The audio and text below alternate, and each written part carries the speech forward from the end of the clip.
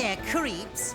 I'm here to welcome you to Comic-Con, the greatest, grandest, goofiest gathering of comic book nuts in the civilized world. I myself came to fame on the pages of EC Comics, thanks to Bill Gaines of Mad Magazine fame. You could say Bill was mad about me. It would be a lie, but you could say it. Right now, get ready for everything you ever wanted to know about Tales from the Crypt, but were too disgusted to ask. I've got some nauseatingly knowledgeable know-it-alls for you who will fill your foolishly frightened heads with fiendish facts on scary scenarios from our palpitationist past. It's Q&A time, creeps, so without further ado, boils and ghouls, here's our panel! Thank you. What are we gonna do? Welcome, everybody. Thank you for being here. My name is Jack Wall. At least I think I'm Jack Wall. I'm president of Tales from the Crypt, but I try to get over that if I can.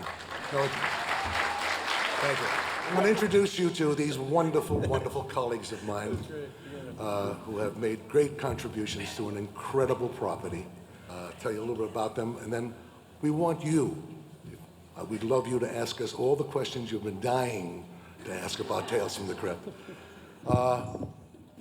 Chip Selby, a wonderful documentary filmmaker, recently put together, wrote, directed, edited, produced Tales from the Crypt, from the comic books to television.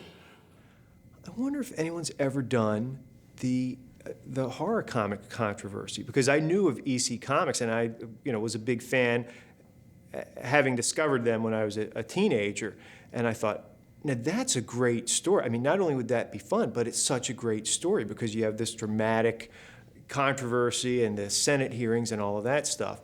This man is Todd Masters. Todd is one of the premier makeup special effects people in movies and television. I started in Crypt at the very, very beginning. They thought I was an art department guy, which was kind of funny. I got hired by some friends through the art department to make the actual Tales from the Crypt, the actual Crypt set where the Crypt Keeper would play. Well, season 3, we did an episode called Carrion Death with Kyle MacLachlan. We had to make a puppet vulture, and of course, in classic Tales from the Crypt fashion, we had to make this animatronic vulture that would be, eating and plucking out Kyle's eyeball and had to, match the real one that we had. And that's not an easy thing to do in 4 days. On the far end there is the one and only voice of the Crypt Keeper, John Kassir. I'm John Kassir. I'm the voice of the Crypt Keeper. Having him come from the comic book Crypt Keeper to a television character. But John brought such life, if you'll forgive the pun, to an undead character. I hope you like shish kebab. Damn! It isn't ready yet.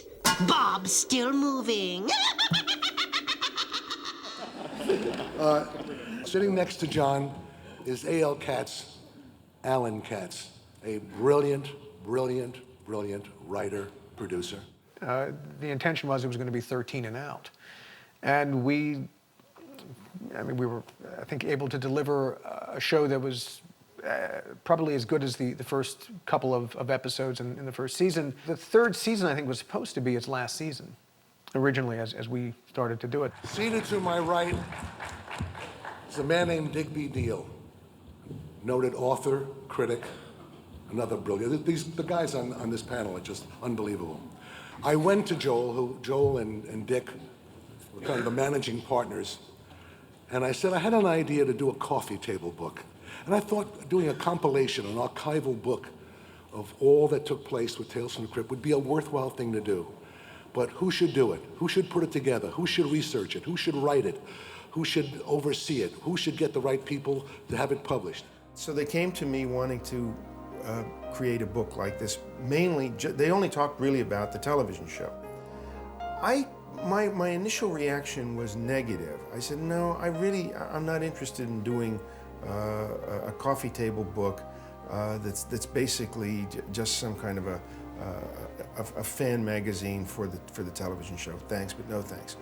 Well, of course, when you say that to a Hollywood producer, that makes him want you all the more. At any rate, Digby put together, just happened to have it handy, this incredible Tales from the Crypt book. It's an amazing book. Digby, why don't you just give us kind of an overview of the property itself? Well, thank you, Jack. It is true. Tales from the Crypt is an idea that wouldn't die, quite literally. And it was the brainchild, of course, of William Gaines. Yes, indeed, please. You know, the creator of EC Comics. Well, sadly enough, I never had the opportunity to talk to Bill Gaines, who died before I had the chance to meet him. But I certainly talked to everybody around him. And the story was that he was an avid fan of the television series. He only lived to see the first 3 seasons. So this 3rd season, really quite a remarkable season, not only because of all the extraordinary people who were in it, but because Bill Gaines was so into it himself. Bill Gaines was kind of a King Comus. He was a guy who just made everybody laugh. He made his living with laughter. So that was actually one of the things I hoped to do in the documentary, was to enlighten those people who knew of Tales from the Crypt as a television series, to let them know that there was a backstory to it, and a very interesting backstory. For the comics to be referenced in Tales from the Crypt, it became really important in a couple different ways. One is that we always wanted to tribute the source material because, again, Tales from the Crypt was a different thing altogether. There was a certain texture to the stories. You know, they're always sticky, they're always gooey, and I think the comic book covers always kind of represented that. I would say that many of the episodes were faithful to the original story. Some were a little bit more faithful than others. So some of them really used the panels as storyboards for all of the shots in the show, or most of the shots in the show. And others kind of, the story was old and needed to be updated, so they used that as sort of the springboard and jumped from there. What I think is very interesting, though, is that the comic books were basically put out of business by the Kefauver Committee. They decided that the comic books were the cause of juvenile delinquency. An archbishop up in Boston decided that the real problem with juvenile delinquency and the way to end it is comic books, right? Which now seems like such an absurdity. But somehow in the 1950s, it all worked. They really believed it. So the 50s were a very strange time for a lot of people. Things were going on, and we were sort of looking for answers. They had some problems with the Times because people thought those comic books were affecting teenagers. Sound familiar? You know, it never goes away. We keep wanting to find the cause of this problem, we say juvenile delinquency, and we think that it's some aspect of popular culture, but even when we get rid of those aspects of popular culture, juvenile delinquency doesn't go away. Lights! Camera! Action! It's wonderful how many people that Tales from the Crypt keeps reaching, millions and millions of people in all of its various forms. And now in DVD, it's going to reach millions more. The amount of comic book projects, properties, characters have become feature films. This was a character with tremendous franchise potential, and Jack was the one who was going to be responsible for exploiting all the potential franchise possibilities. There's no reason that the Crypt Keeper can't be for Halloween what Santa Claus is for Christmas. It's a tall order, but we're getting there. We're working on it. No, right now it's a given. John is the only voice and the best voice in the world to do this character, but there was a time when this character was, forgive me, coming to life, so to speak. And I think, John, why don't you talk about that day with Sure. So I was excited, being a horror fan myself, and when I got invited, because they only invited a few people to come down and audition for the part of the Crypt Keeper.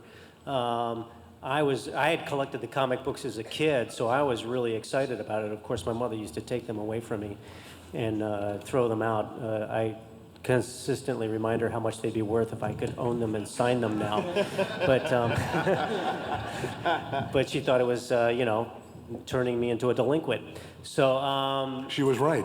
she was, and now I get paid for it. So, so when I got invited to go down, of course I was going to get a chance to go down to Kevin Yeager's studio. The character visually was put together by Kevin Yeager and Robert Zemeckis and Joel and all the guys. A little bit of everyone made some kind of a contribution. Early on, we didn't get as much chance to cut the Crypt Keeper loose, because the puppet originally, you don't, when they start out with a show, they don't have as big of a budget, so the puppet couldn't be quite as developed in terms of the amount of motors that they could put in them, and it was very costly and very time consuming. They just didn't have the time and the money to do it. We didn't really want it to be that way. We always wanted it to have that bing bang boom, but the puppet couldn't move fast enough to keep up with, the comic timing that I originally wanted to do it. So we just adjusted the attitude for it, and it worked. So Kevin took me in the back room. He had a casting director there and a little boom box type recorder, and gave me a few pieces of copy. And he said, feel free to improvise with it. And of course, my mind went to all these dirty little things like, Have I got a bone for you? stuff like that. And I started goofing around, and I had him laughing. And the next day, he had me down to the set, and I was doing it for Richard Donner and Joel Silver, which was like really scary for me. But these guys were some of the biggest heavyweights in the business, but they immediately put me at ease, going, we love what you're doing, and the next day they put me to work. There you have it. Fire! Yes! Yes! Oh, yes! Anyway, Chip did this wonderful documentary based on Tales from the Crypt, the comic book time of the 50s. Is there anything you want to tell the folks about that experience? I came to it as a second-generation fan of the comic books, and then, of course, when the TV series was on, was a fan of that. What's interesting is that Tales from the Crypt sort of has two fan bases: the people who love the comic books, and some people who don't even know that the show was based on comic books. And I found that a little surprising while I was doing the documentary. People would ask what I was working on, and I would tell them they knew Tales from the Crypt as being a series on HBO, but they didn't know that it was based on comic books from the 50s. It is such a rich property. I think the world of horror and scare never goes away. We get scared, we put our hands over our eyes, but we leave a little space so we can see what we're being scared about.